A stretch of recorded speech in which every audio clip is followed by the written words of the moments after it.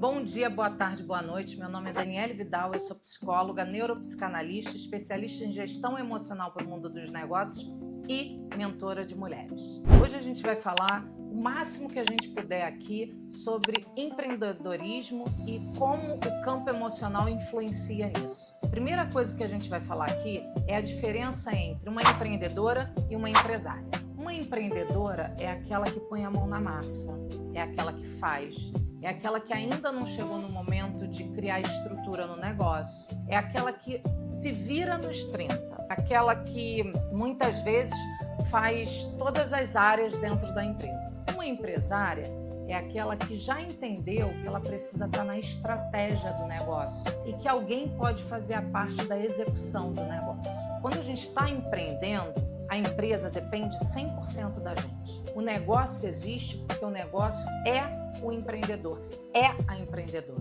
Quando a gente fala de um empresário, de uma empresária, a gente está dizendo de alguém que já subiu alguns degraus e que o negócio já não depende só dela. Então, a partir do momento que você já está no teu negócio, tendo colaboradores que possam fazer acontecer e você não estar presente, você já está em outro nível, você já está no nível de empresário. Mas você nunca vai deixar de ser empreendedora, porque empreender é uma maneira, é uma forma de pensar sobre a vida. Vou trazer um exemplo aqui que eu acho fantástico. Muitas vezes a gente vê pessoas que têm negócios legais, mas que têm só negócios. Mas todas as vezes que a gente vê alguém que tem negócios fantásticos, que crescem exponencialmente, essa pessoa tem um baita diferencial. Qual é esse baita diferencial? Ela é uma empreendedora nata.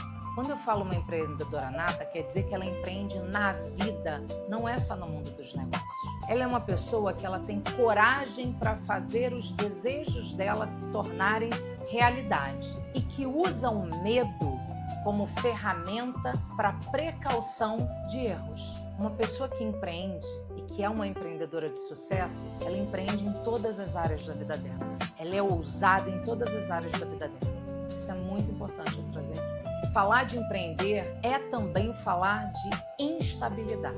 Gente, empreender é mergulhar no escuro. Eu não conheço nenhum empreendedor de sucesso que acredita que estabilidade vai fazer parte do negócio dele. Não vai. A instabilidade para quem está empreendendo é um dos fatores comuns. Por quê? Porque quando a gente vai empreender, a gente empreende através do sonho que a gente tem e que a gente acredita. E o empreender significa fazer o nosso sonho dar certo para que o outro também aposte nele. Então, se você quer estabilidade, talvez empreender não seja o melhor caminho. Se você quer empreender, é necessário que você comece a perceber e pesquise se estabilidade é um dos seus 5 maiores valores. Vai ter semana que vem um vídeo explicando tudo sobre valor e você vai entender melhor o que eu estou falando. Mas se para você estabilidade é um valor muito importante e você não quer negociar, empreender vai te fazer sofrer. Talvez não seja o melhor caminho para você. E tá tudo bem. A gente precisa de pessoas que façam uma empresa crescer sem necessariamente ser os donos. Aquelas pessoas que arriscam tudo para fazer um negócio dar certo. Vamos lá, vamos falar um pouquinho sobre qual é o melhor momento para empreender. Gente, não existe isso. Lembra que eu falei que empreender é mergulhar no escuro? É isso. Na realidade, existe sim características importantes que você precisa ter para que você consiga sustentar o empreender. Vamos lá. Coragem, ousadia, determinação, disciplina, foco. E existe uma coisa que aí é algo que eu acredito, faz parte das minhas crenças e dos meus valores. Diante de tudo isso, você precisa ter fé. Fé no que você acredita. E eu não vou entrar nesse imbróglio aqui, não vou mergulhar nesse lugar. Mas a gente precisa ter fé. Fé no que a gente está fazendo, fé que vai dar certo. Acreditar em algo que só você está vendo o resultado, mais ninguém. Eu gosto muito de trazer mentes brilhantes, né? que mudaram o mundo. Independente do ser humano, eu vou trazer uma mente brilhante aqui. Steve Jobs foi uma mente brilhante. Ele tinha uma visão muito além da maioria das pessoas. A empresa se sustenta mesmo sem ele estar nesse plano. Ele não foi quem criou o iPad, ele não foi quem criou o iPhone, ele não era engenheiro, mas ele foi a pessoa que tinha a visão do que ele queria entregar. E o que ele fez como empreendedor, e depois teve um passo de empresário, mas como empreendedor, foi se juntar a pessoas que tinham conhecimento técnico para realizar o sonho dele. Isso é empreender. Depois ele montou uma empresa milionária, teve o processo de afastamento, e naquele momento de afastamento ele teve uma reclusão pessoal, né? Ele teve um processo pessoal, e depois desse processo pessoal, desse encontro dele com ele mesmo, ele se tornou um grande empresário. A visão dele se ampliou mais ainda. Isso mostra o quanto é importante você acreditar no que você está fazendo. Comecei do jeito errado e agora? Isso é uma pergunta que sempre vem para mim. E eu queria trazer, não existe jeito errado ou jeito certo. Existe o jeito que foi possível começar. Eu tenho mais ou menos uns 2 anos, eu dei consultoria numa empresa que ela começou muito pequena e que ela tinha uma cultura. Todo mundo era amigo, todo mundo se ajudava, só que essa empresa tomou uma proporção muito grande. Ela cresceu mais do que as pessoas, né, mais do que os sócios esperavam. E ela continua a crescer, porque o negócio foi crescendo, eles foram, né, investindo, eles foram se dedicando. E quando uma empresa cresce muito rápido, ela cresce de forma desordenada e tá tudo bem. Não tem problema, isso é o esperado. Ela cresce, ela passa a faturar mais e depois que ela tem o faturamento ou o crescimento desejado, que você olha e começa a ver que existem necessidades por conta do tamanho de colaboradores, por conta do tamanho do negócio da empresa, aí você faz o outro processo. Qual é o outro processo? Eu cresci, e agora? E agora eu vou arrumar a casa. Isso faz parte.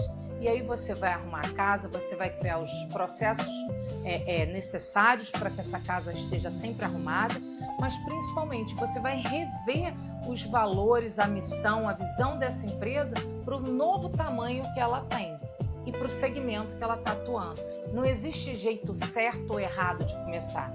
Existe a maneira como você começou e como você pode fazer dentro do negócio que cresceu que ele seja adequado e saudável para os funcionários e para a empresa. E existe você perceber o quanto essa empresa cresceu, o que precisa se tornar mais organizado, os processos que precisam ser criados ou revistos para que se torne saudável a empresa, mas também a convivência dos funcionários. Por que e para que criar processos?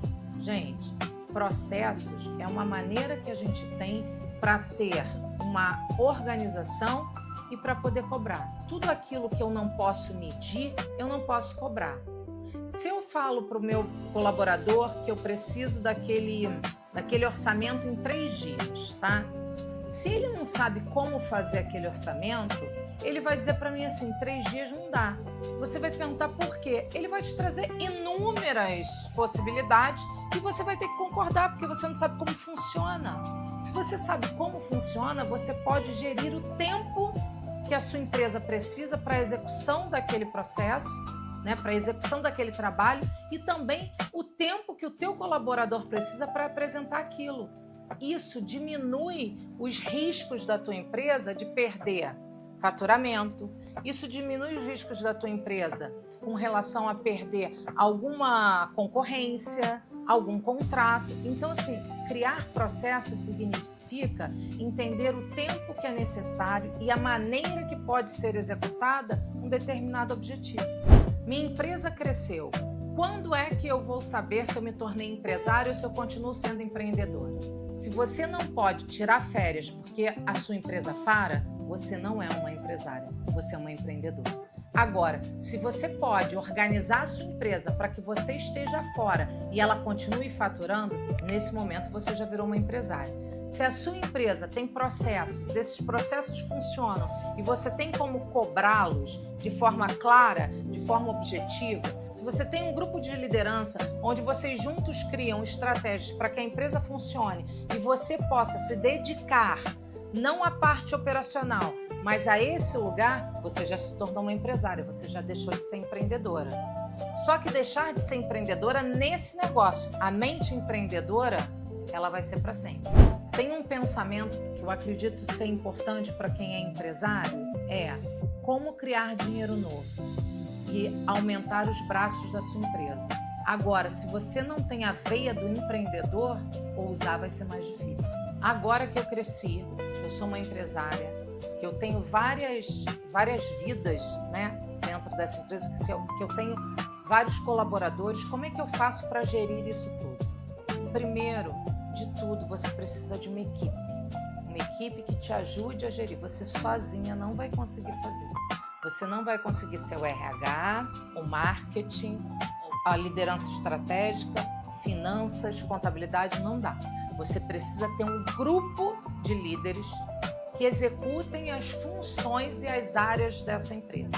Esse grupo, você vai conseguir entender o que precisa ser melhorado, o que precisa ser ajustado. Você vai começar a entender ali quais são os processos que precisam ser criados para que você possa melhorar a vida do teu colaborador e principalmente para que a tua empresa esteja adequada e siga tudo aquilo que o mercado está apresentando. Quando a gente vê uma empresa crescendo, a gente começa a entender que ela precisa também se adequar a inúmeras normas. Quando a gente se adequa à NR1, quando a gente entende a NR1, a gente percebe que a gente pode melhorar muito a empresa da gente, diminuindo os riscos de faltas, diminuindo os riscos de processos, futuros processos, diminuindo os riscos de colaboradores que estão ausentes por estarem afastados. Então, quando a gente começa a olhar a NR1 como um movimento de ajuda, quando você começa a entender melhor essa nova portaria da NR1, você diminui muitos gaps na tua empresa, principalmente na área de gestão de pessoas. A gente vem há muitos anos gerindo riscos operacionais e não entendendo que a principal ferramenta de uma empresa são as pessoas. Então, hoje, a NR1 traz para a gente gerir os riscos psicossociais. O que é isso? Cuidar de forma efetiva da mente, cuidar de forma efetiva das pessoas que fazem parte da nossa equipe. Eu vejo muito no mercado as pessoas falando sobre a NR1. Vamos falar efetivamente o que isso vai trazer de benefícios para o seu negócio.